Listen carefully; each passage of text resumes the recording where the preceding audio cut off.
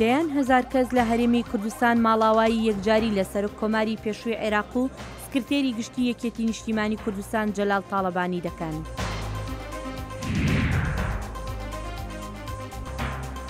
هیچ گۆڕانێک لە هەڵوێستی وڵاتان بەرامبەر بە ڕیفراندۆمەکەی هەرێمی کوردستان دەرنەکەوتووە.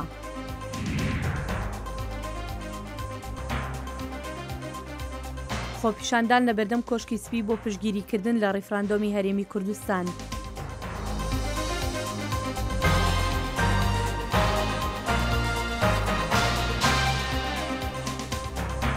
سڵاو ئەم کاتەوە هەموو کاتێکتان شاد و بەختەوەر بێت. سلااف بەرنەما کورد کۆنەکشن ژێ واشتن دەنگی ئەمریکا هەموو ڕۆژێ نهێنی و سێشەم ڕاستەوخوا تێ وەشاندن.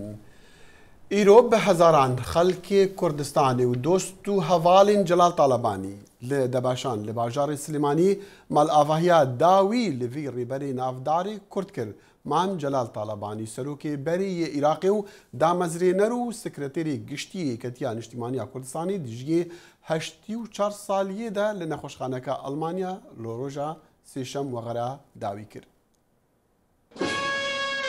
لە ڕۆژە سێشەمبێ ڕێکەفتی سێی مەهادە دلێ مەزنێ ڕێبەری کورد و پێشمەرگە و نویسکار مام جەلال لە بەردینە پشتی نەخۆشیەکە دەم درێژ ڕاوەستا. bi dirêjahiya Piter ji 6 salan sekreterê giştiyê Yeketî Niştimanî Kurdistan û yekem Serokkomarê Iraqê piştî nemana rejima Sedam Hisênî berdewamî da xebat û berxudanê bo azadî û wekhevî û mafên xwezeyî. Li sala 1933 li gundê Kelkanê ya berçaya Kusret û li hindavê Gula Dûkan Mam Celal jî dayîk bû. Welê jî ye 18 saliye û li Kongresiyê yê partî bo endamê Komîta Navendî û berpirsê Rêxistiyên Kerkûkê. û li heman sal da Yeketiya Lawên Demokratên Kurdistanê damezran piştî hingê bi salekê bo endamê Mekteba Siyasiya Partî. Piştî şoreşa çardeyê tîrmeyê sala 1958 ewa dawî bi hukmê melekî li Iraqê înay, Celal Talebanî berdewamî da berxudana xwe ya siyasî li Bexda û giringî da karê rojnamegeriyê û sala 1961 bû sernivîskarê Rojnama Kurdistan. Zêdebarî erkên siyasî û digel destpêkirina şoreşa Gulan bi heman roha kurdayetiyê tevlî şoreşê dijî rejima Ebdulkerîm Qasîmî bû. û yekemîn bingehê şoreşê li çemê Rêzan damezrand û erkê berpisyaretiya Rêxistiyên Silêmaniyê bistûyê xwe vegirt. Li salên danûstandinan û rewşa neşer û neaştiyê, Mam Celal serpirştiya danûstandinên aştiyê digel hikûmeta Iraqê kir û her wesa rêberiyetiya dîplomasiya Kurdî kir û seredana çendîn welatên herêmê û cîhanê kir û digel rêberên bilindên wan welatan kom bû. Digel çend hevbîro û heval û roşenbîran lê yekî meha şeşê sala 1976 damezrandina Yeketî Niştimanî Kurdistan li Dîmeşqê ragihand piştî şikestina şoreşa Kurdan bi pîlaneka nêfneteweyî. Şerê yekê kendavî û damezrandina herêma parastî ji aliyê hevpeymaniya nêfneteweyî berxudana Kurdan xiste di qonaxekanî da. Mam Celal û Yeketî Niştimanî Kurdistan bi çalakî tevlî pîrosa helbijartinên yekem Perlemanê Kurdistanê û pêkînana yekem hikûmeta Kurdî bûn. أقسم بالله العلي العظيم و li Nîsana sala 2005 piştî helbijartinên rastexû bû yekem serokê bi dîmokratî helbijartiya Iraqê. Rolê Mam Celal di berhevkirina aştî û aramiyê da li zehmetterîn qonaxên Iraqê û li hevînana aliyên nakok cihê rêza dijmin û dosta ye. Ew dostên îro dibêjin Mam Celalê siyasetvan û şoreşgêr û nivîskar û yasanas û qisexweş. Valahiyeka mezin li dîv xwe hêla ku zehmete bête pirkirin. Xalid Fettah, dengê Amerîka. Rêwresmên veşartina Talebanî li bajarê Silêmaniyê tên gêran niha jî berdewam bin em hewl din digel peyamên xwe li Silêmaniyê paxivin lê mixabin heta niha me peywendî nekirî lê berî niha wî hestî çend rêberên Kurd û kesayetên Kurd wergirtibû li demê rêwresman. Yani لە دەستدانی مام جەلال بۆشایەکی گەورەی لەسەر ئاسی ناوچەکە و عراق و بە تایبەت هەرێمی کوردستان و نەتەوەی کوردی دروست کردووە. gelê Kurdistan tu çar wî bîn bak. مام جەلال گوڵی ئەم عێراقە بوو گوڵەکە ڕۆی ئێمەش فەوتای لەگەری وایانە. ماما دڵی هەموو کوردێکە هەموو تاکی کوردێکە کۆسی هەموو کوردێکی خست.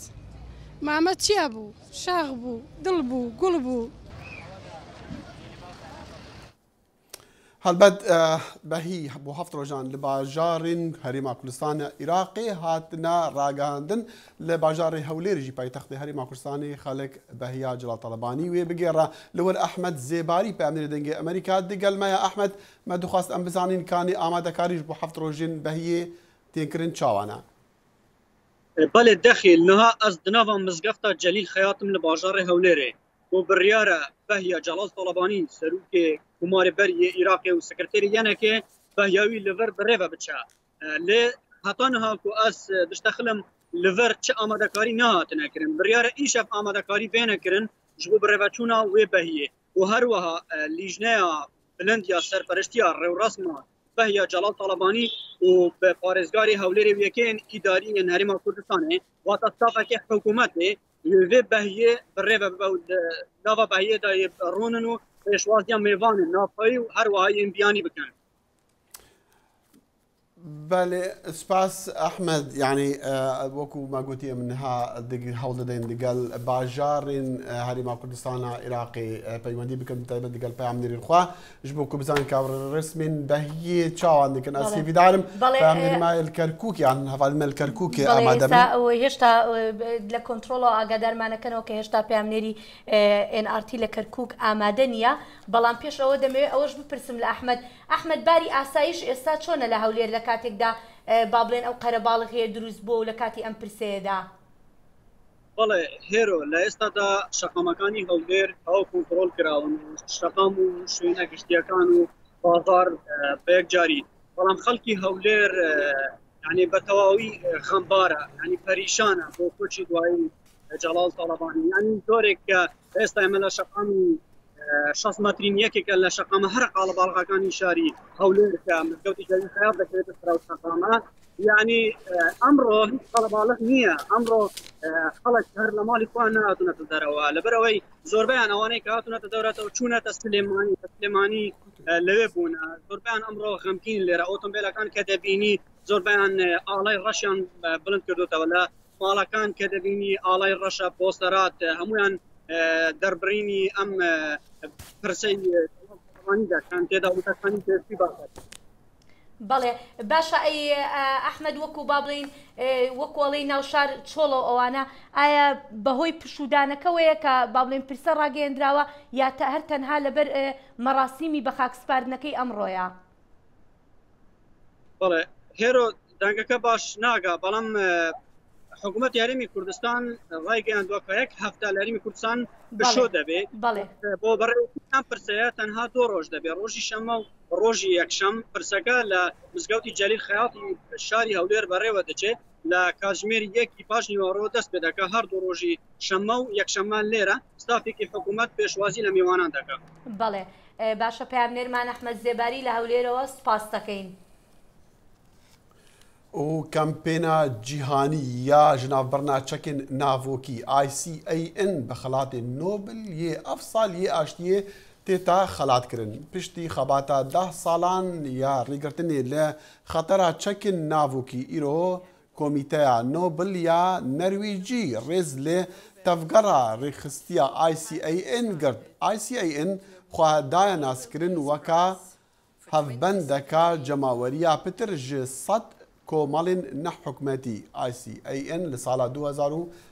بفرمي لأستراليا دست بكاربو جا انجام خباتاوي بري 3 مهان صدو 22 ولات جيهاني بيمانا نتويني قرتي يا قد كرنا تشكي نافوكي پسند کرلي ولات خودي تشكي نافوكي امريكا روسيا چين بريطانيا وفرنسا للدرفي دانستاندنان بون خلات نوبل يه اشتيه $1,100,000 نو دي لدهي مها 12 بيتا بخشين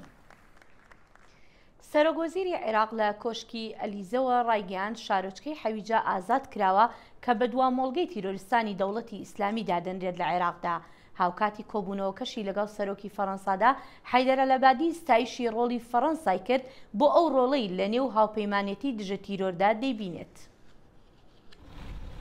ئەگەرچی پێشتر بەرنامەڕێژی بۆ ئەم سەردانەی سەرۆکوەزیری عێراق کرابوو بەڵام تەوەری هەرە سەرەکی کۆبوونەوەکەی حەیدەر عەبادی و سەرۆکی فەڕەنسا ڕێفراندۆمی هەرێمی کوردستانی عێراق بوو. نحترم كل تطلعات المواطنين بضمنهم تطلعات ڕێز لە خواستی هاوڵاتیانی عێراقی دەگرین بە کوردیشەوە بەڵام پێویستە لە چوارچێوەی بەرژەوەندی هاوبەشەکاندا پێکەوە کار بکەین دەبێت دەسەڵاتی فدراڵی بە پێی دەستور بسەپێندرێت جا لە ناوچە سنووریەکان بێت یانیش لە ناوچە جێناکۆکاندا داوا لە هێزی پێشمەرگە دەکەم هاوشێوەی پێشوو لە ژێر سەرکردایەتی هێزە فدراڵیەکانی لەشکردا کار بۆ پاراستنی ئاسایشی ئەو ناوچانە بکەین و هەروەش بۆ جێڕانەوەی سەقامگیری بۆ چارەسەرکردنی قەیرانەکانی نێوان هەولێر و بەغدا فەڕەنسا ئامادەی تەواوی خۆی نیشانداوە بۆ نێوەندگیری لە نێوان هەردوولادا لەسەر بنچینەی ئەو هەوڵانەی نەتەوە یەکگرتووەکان کاری لەسەر دەکات. J'ai souligné lors de notre entretien لەو توێژەکاندا لەگەڵ سەرۆکوەزیری عێراقدا خواستی فەرەنسان ڕوون کردەوە کە دەخوازین عێراق ببینین هەنگاو بەرەو ئاشتەوایی نیشتیمانی بنێت ئەمەش لە ڕێی حکوومەتێکی فێریەوە وەک جەنابی سەرۆکوەزیریش باسی کرد بۆ چارەسەرکردنی خواستی کۆمەڵگە جۆرەجۆرەکانی عێراق بە کوردیشەوە کە فەرەنسا دۆستایەتیەکی تۆکمەی لەگەڵیدا هەیە. ڕێفراندۆمی هەرێمی کوردستانی عراق جموجۆڵێکی نائاسایی سیاسیانەی لە ناوچەکەدا هێناوەتە ئاراوە بە تایبەتیش لە نێوان وڵاتانی دراوسەی هەرێمی کوردستاندا کە دژایەتیەکی سەرسەختانەی هەوڵەکانی کورد دەکەن بۆ سربەخۆیی. ڕێگە نادەین ناوچەکەمان و ئاسایشی وڵاتەکەمان بخرێتە بارێکی مەترسیدارەوە تەنها لە بەرەوەی هەندێک دەیانەوێت خەونێکی مناڵانەیان بەدیبێنن. ڕاگەیانەکانی گەورە کاربەدەستانی تورکیا نەبوونەتە ڕێگر لە بەردەم پشتیوانی کورد لە تورکیادا بۆ سربەخۆیی گەلانی ناوچەکە. Kürtler de her halk gibi kendi geleceklerini Kurd وەکو هەموو گەلێکی تر مافی دیاریکردنی چارەنووسی خۆی هەیە ئەمە شتێک نییە وتیوێژی لەسەر بکرێت بە گرتنەبەری ڕێی شەڕانگێزی بەرامبەر کورد برایەتی و ئاشتی لە ڕۆژهەڵاتی ناوەڕاستدا نایەتە ئاراوە هەموو گەلان دەبێت ڕێز لە یەک بگرن و پەرە بە پەیوەندی باش بدرێت. ئێستاشی لەگەڵدا بێت یەکێتی ئەوروپا سوورە لەسەر هەڵوێستی پێشینەی خۆی بۆ پاراستنی یەکپارچەیی خاچی عراق. یەکێتی ئەوروپا زۆر ڕوون بووە لەسەر ئەم ڕفراندۆمە بڕوامان بە سەرەوەری وڵاتی عێراق هەیە بەڵام لە هەمان دەمیشتا لایەنەکانی بەغدا و هەولێر پێویستە پەیوەندەکانیان لەژێر سای دەستوردا یەکلا بکەنەوە. پێناچێت هێشتا هیچ گۆڕانێک لە هەڵوێستی وڵاتانی دراوسەی هەرێمدا هاتبێتە ئاراوە. کۆماری ئیسلامی ئێران لە سووریاوە پەیامی خۆی دەنێرێت. دابشکردنی عێراق هێڵی سوورە ئێمە ڕێگە نادەین خەڵک زیان لە ڕەوشی ئاسایش و سەروەری وڵاتێکی دراوسێمان بدەن. تاران و ئەنکەرە هەڕەشەی هاوڕایی لەگەڵ بەغدادا دەکەن بۆ سەپاندنی گەماروی ئابووری بەسەر هەرێمی کوردستاندا و هەروەهاش ڕێگەگرتن لە گەشتە ئاسمانیەکان وەک دەڵێن ئەم هەوڵەی کورد بۆ سربەخۆیی ناسەقامگیری لە ناوچەکەدا دێنێتە ئاراوە. چاوی کوردانجی لەسەر سەردانە سەرۆکوەزیری عێراقی حەیدەر العەبادی بووش بۆ فەرەنسا ji ber ku piştî kombûnê lê Parîsê serokê Fransî ragihand ku Parîs amade navberiyê bike di nêvbera hikûmeta Iraqê û Herêma Kurdistana Iraqê da lê di çarçoveyê destûrî Iraqê da û di Îraqa yekgirtî da gelo diplomasiya Fransa dê çi bike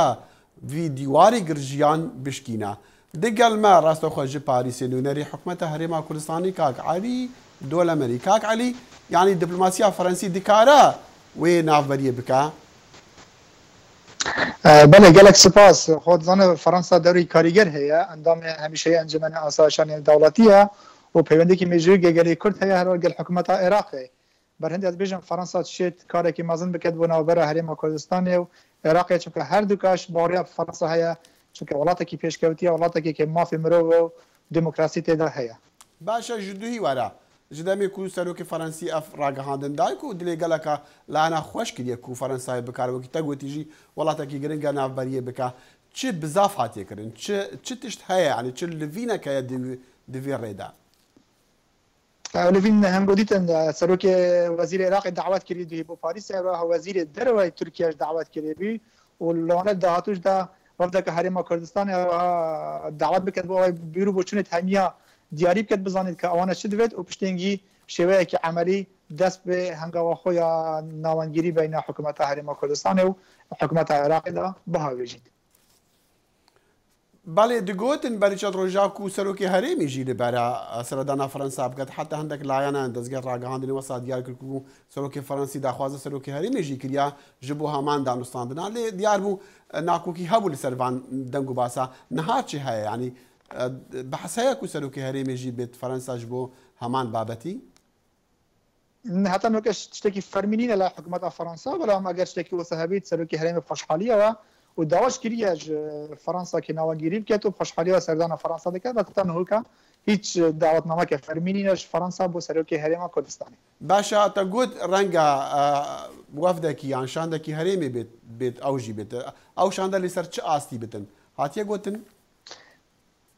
او شاند خو برگار بو لجنه بالا رفراندوم سردانا چندین ولاتی دیگه بکاتو پشتی انجام رفراندومه انجمن بالا رفراندوم برگار دا که شاندگی بشینید هم با عراق هم با ترکیه هم با ایران هر ولات اروپی و فرانسا لجوی چارچوبه دا آماده کردن که با شانده که بالا برس ام محرم کردستان سردان فرانسه بکد و سردان ولات دیگه بکد بس بر او وضع کردستان تیکت گل بر مرنا سروک مام جلال و هند وضع دیگه رنگ بچک تاخیر ببید بله کاک علی سروک فرانسی رادگهین به اشکری دبیشتن اوی نافبریه بکند نفبرا بغدا و هولری دا پشتی مثلا رفراندومی پشتی وان جگ نگرتون و گرجیه نافبرا هر دولانه داو هلبت دگل ولات هریم دجی لی به اشکری دبیجا د چارچوبه دستوری عراق دا و د عراق یا گرتی دا ما افهمان هلوستی حکومت عبادیه جی چما امی وسط بگین کو افا گوهرینه که هلوستی فرانسی دا برانبر بالرفراندوم کردان هو هلوست حكومة فرنسية يعني بسيار حكومة فرنسية كان أما كهريما كردستاني ما ريفراندوم كريه وما أنجام ريفراندوم شاوري أنجام فرمية ريفراندوم هنا أمثال أنجام فرمية ريفراندوم اللي قفتوا صار حكومة العراقي كان أم جاري كده بو سيستم فيدرالي نازف رنج بس سيستم فيدرالي شكست في العراقي أم بحث سربخوي دي كان شكل خلقي كردستاني دنجي بو سربخوي بالي كاك علي ما بس من أول شما أم وسط تبقى هين كجوهرينا شو قالك لا عند بيجن وبدو يجي تا جنابته ده هفيفنا كده بحث كلو كوفا هطار راديكي جوهرينا كده هالوستي فرنسيان ده هم بربر فرندوم كردان يعني ما بس من أول شما أمي وكا جوهريني تبقى هن في قوت ناسلو كي فرنسي أو قرنك مهم عشان كده وكنت باس كده حكومتها راح يكيل كسردانا سلوك وزير عراقي بو فرنسا باس يجسبسيا هريما كردستاني نية بل خود ماكرون باس كده كي آماده میانگیری بین حکومت هرم کردستان و فرانسه و عراق دابکت او هنگاوه که زور مزنه و گوت به حکومت عراق مافی کرده بدات و هر وها ام همیشه هاوکاری هرم کردستان تکین و دوست منع که او پنگاوه که زور لر دیپلماسیه و برهند اما گرهات و گفتگوی گل حکومت عراق بکین گفتگوی ما سر بخویه بولک جوونه شوکی آشتی گل عراق دا جاره که دی ام نازفرینه و پیش رفراندوم پیش 24 هیوی ام پیش 26 زفرینه و كواتا راجعنا سلوكي فرنسي بو كردان اگر بفي معناه بتنكو هيج باشكشيني نجي مثلا ريفراندومي ومثلا انجام ريفراندومي كما بس تعمي سرخابونه ودولتها كرديه اگر اف باشكشيني نبت جم كردان راجعنا سلوكي فرنسي جو واتاي نادتنا اگر بيجت دشارشو في عراق ده ودشارشو في دستوري عراق ده يعني دي خالد هفبشك هابنكو عراق وكرد دانستاندنا لسربكن جبوا بقى هنا سريعا بله وكو هريما كردستان ما تشتاق دجي دستور عراقي نكريه او رفراندوم حتى كرني ودستور عراقي قد دجي غير رفراندوم نوي نا دستور عراقي دا اگر هاتو هم گفتگو بكين برهند نا دستور عراقي دا هيد بيجيت اگر هاتو نشيان یک پارچه خاک عراقي چاده پاراستن رزگتن وی دستوری حتی نو که هیچ رزگتن وی دستوری دا نبویه و سروی بابتی هم داشتن که حکومت عراقی گفتگو بکن بله همش آماده نه سر دستور عراقی بلام کام دستور او دستوری حتی نو که 55 ماده دستورش لا حکومت عراقی هاتی پیشل گیره اگر ربدا من بحث دو تشتي جداد كان دستوري عراقي كو عراقي قال جريداوي دستورينا ودماتيت المساله ريفراندومي ومساله كو ديبيجن لغورا وي دستوري عراقي ريفراندوم نا روايه ونا بيناسيني بيناكن افجا ما بس من ام دي تشي جريدان الدنيا براوان دو تشتا درز بكين هاتا كو دانستاندن دسبي بكن كو فرنسيان اماده بنا خو ديار كريش بو نافبريه برهند كاش ما باس دستور عراقي كان او دستور قط نقوت ديجا ريفراندوميات هيج بند دستوري ننويسيه بند دستوري ننويسيه اگر هاتو هر هرم نشیا یک او خو پاريزيت آماده بدهاتی خود دیاری بکه ما هیچ تک دیجی دستوری نکردی او رفراندوم دیجی دستوری نبوده و هر سر بخویا عراق کردستانش دیجی دستوری عراق دانینه ما خاص بک و عراق کپک و هل بجرین بک و جیانت دا بکن بس مخابن حکومت عراق دستور خو پیش کردن نه هرم کردستان بر هندم آماده نه دستور عراق گفتگو بکن به دستور عراق حکومت حریم کردستان دشت گلک دوسیا ببته و سپاس علی دولمرین نوینری حکومت حریم کردستان ل پاریس گلک سپاس بو باشداریاتا گلک سپاس سرچو کاربەدەستانی ئەمریکا دەڵێن سەرۆک دانەڵد ترامپ ڕەنگە ڕێککەوتنی ناوکی لەگەڵ ئێران هەڵبوەشێنێتەوە و بگەڕێتەوە بۆ کۆنگرێس بۆ شیانی نوێکردنەوەی سزاکان. چاوەڕوان دەکرێت سەرۆک ترامپ هەفتەی داهاتوو لە میانەی وتارێکیدا بەرنامەکەی ڕابگەیەنێت. ترامپ لە شەوی پێنجشەمە لەگەڵ کاربەدەستانی لەشکری ئەمریکا لە کۆشکی سپی باسی لە دۆسەی ئێران کرد.